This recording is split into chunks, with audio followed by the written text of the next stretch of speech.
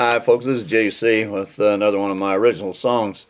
This song is called Just This Side of Nashville. A little story behind it. I was selling cars in Turlock, California. Took a little break from my truck driving. I was selling Fords, and I sold a car to a fellow on time, and he had it financed. And after he took his car and drove away, one of the other salesmen came up and made a little comment, said, "Gee, if that guy doesn't pay for that car now, you're going to have to repossess it." And I said, "Yeah, I know it's going to be a ways to go to." And he said, "Where was it he's from?" And I said, "Oh, just some little town just this side of Nashville." This guy's name was Snow, and he kind of looked at me. He said, "You know, that sounds like a song title." And I said, "Just this side of Nashville." I guess it is. So anyhow, being a truck driver, I went home and I wrote this song. I didn't write about car sales, though. I wrote it about truck drivers. And it's called Just This Side of Nashville. And it goes like this.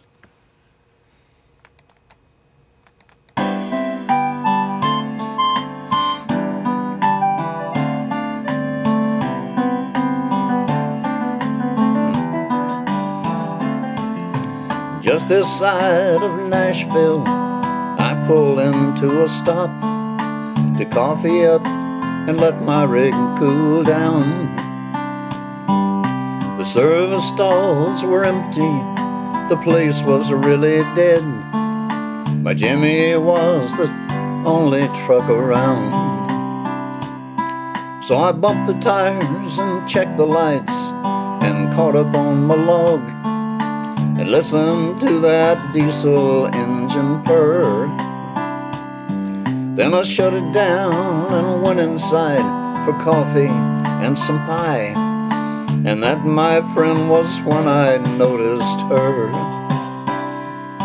At the far end of the cafe, where the booth's against the wall, she was sitting with a pencil in her hand, scribbling on a napkin and gazing at her cup. And she looked as if she had lost her closest friend. Well, I felt like talking some, and so I strolled on back to her booth. And I asked her if she'd mind if I sit down. Well, she shook her head and grinned, and then she looked into my eyes. And for a second there, I thought I saw her frown. Then I said, "You look familiar, like I've known you somewhere else." And an ever-knowing grin spread across her face. She'd heard that line 100 times from one guy or the next, and she said it could have been most any place. Then I asked her where she's going, and she said, "No place for sure." So I said, "Come on along and ride with me." Well, I paid the check and I took her bag and I stowed it in the old truck. Then we talked about the places that we'd see. Well, we rode along together a half a dozen years or so, and all this time I was afraid she'd leave me soon. 'Cause a girl as sweet as this girl, she won't usually stay too long, 'cause it gets old for her to hear that same old tune. But she stuck it out there with me in the cab of that old truck, and we laughed and sang, and we had our quarrels too. Then one day outside of Nashville, I saw her frown again. And she said, "My dear, I'll soon be leaving you." Then she called my name out softly, and the teardrops filled her eyes. She said, "My life began when I met you."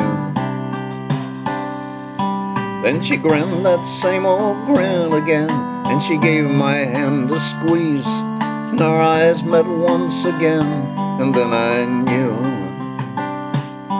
She'd gone to see a doctor, she'd never tell me why, but her bright blue eyes grew fainter every day.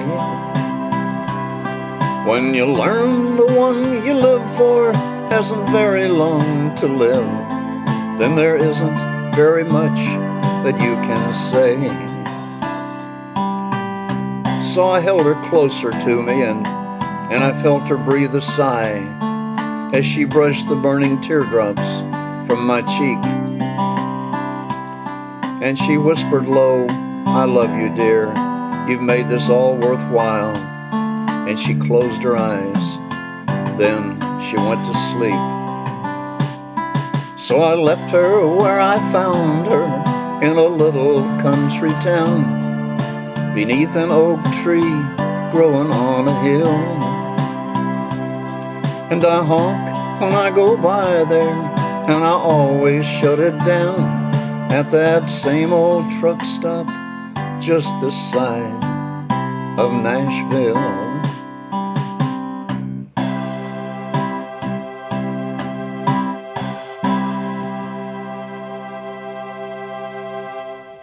Thank you very much. This is JC.